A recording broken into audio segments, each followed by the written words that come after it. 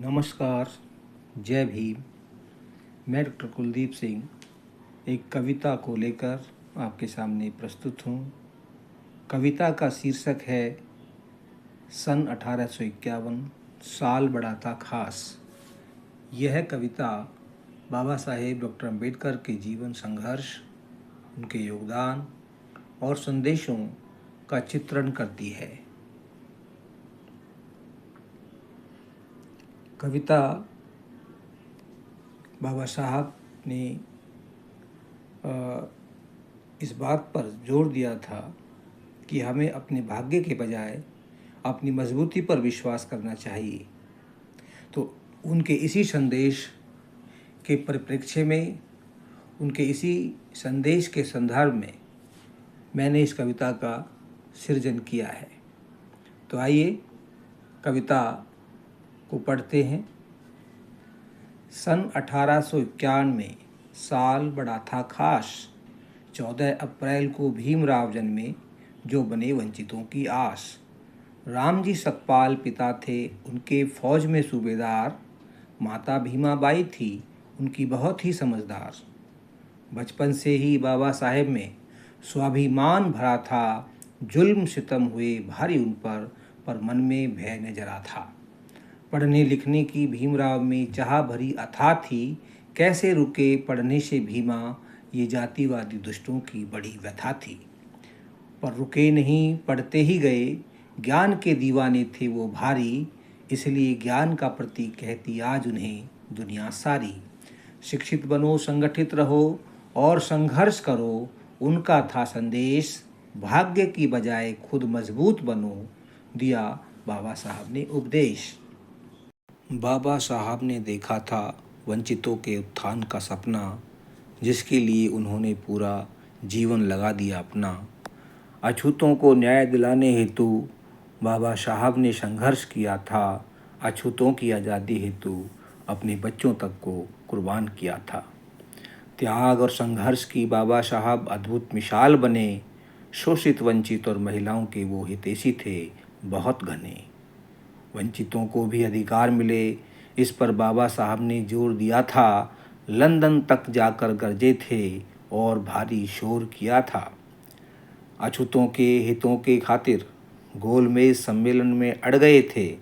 दलितों के अधिकारों हेतु बाबा साहेब गांधी से भी लड़ गए थे। अछूतों की दुर्दशा से अंग्रेजी शासन को अवगत किया। अपने अकाट्य तर्कों से पृथक निर्वाचन देने को मजबूर किया। दलितों को मिले पृथक निर्वाचन से गांधी जी बेचैन हुआ। पृथक निर्वाचन रद्द करवाने हेतु आमरण अनशन कर दिया। गांधी जी के प्राण बचाने खातिर हक अपना त्याग दिया। मजबूरी में बाबा साहब ने आरक्षण स्वीकार किया। मजबूरी में बाबा साहब ने आरक्षण स्वीकार किया। भारत के संविधान के बाबा साहब अद्भुत निर्माता थे। गुलामी में जीने वालों के सचमुच भाग्य विधाता थे। सबको अधिकार मिले बराबर, ऐसा सुंदर इंतजाम किया। समता मूलक संविधान बनाकर शोषितों को आज़ाद किया। समता मूलक संविधान बनाकर शोषितों को आज़ाद किया।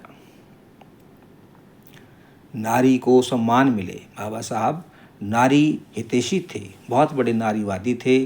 तो उन्होंने नारी को सम्मान दिलाने के लिए भी काफ़ी संघर्ष किया और एक कानून मंत्री के रूप में और देश के संविधान निर्माता के रूप में उन्होंने खास इंतजाम किए। नारी को सम्मान मिले, ये बाबा साहब का चिंतन था। सशक्त बने भारत की नारी, ऐसा उनका विजन था। नारी को सभी अधिकार दिलाने हेतु बाबा साहब ने संघर्ष किया। निज जान की परवाह किए बिना रूढ़िवादियों से लोहा लिया। नारी को अधिकार मिले ना, इस पर धर्म के ठेकेदार अड़े थे। धर्म के ठेकेदार चाहते थे कि नारी को कोई अधिकार नहीं मिलने चाहिए। नारी को अधिकार मिले ना, इस पर धर्म के ठेकेदार अड़े थे। पर नारी की मुक्ति हेतु बाबा साहेब सीना तान खड़े थे। नारी को सशक्त बनाने हेतु बाबा साहब हिंदू कोड बिल लाए, जिसे देखकर परंपरावादी घबराए और थर्राए। हिंदू कोड बिल का मनुवादियों ने जमकर भारी विरोध किया। दुखी होकर फिर बाबा साहब ने कानून मंत्री पद से इस्तीफा दिया। नमन करो सब बाबा साहब को, जो सामाजिक न्याय के योद्धा थे, शोषित वंचित और महिलाओं की मुक्ति के वो बड़े पुरोधा थे। शोषित वंचित और महिलाओं की मुक्ति के वो बड़े पुरोधा थे। तो इस तरह ये कविता समाप्त होती है। ये मेरा परिचय है। डॉक्टर कुलदीप सिंह, राजनीति विज्ञान का प्राध्यापक, और वर्तमान में मैं राजकीय आदर्श संस्कृति वरिष्ठ माध्यमिक विद्यालय सेक्टर 55 फरीदाबाद हरियाणा में कार्यरत हूँ। आपने इस कविता को सुना, इसके लिए आपका बहुत बहुत आभार, बहुत बहुत धन्यवाद। आपसे अनुरोध है कि आप इस कविता को आगे फॉरवर्ड करेंगे, इसे लाइक करेंगे, इसे शेयर करेंगे, और यदि आपने इस कविता को, इस चैनल को सब्सक्राइब नहीं किया है तो कृपया इस चैनल को सब्सक्राइब भी करेंगे। आपका बहुत बहुत धन्यवाद। जय भीम, नमो बुद्धाय।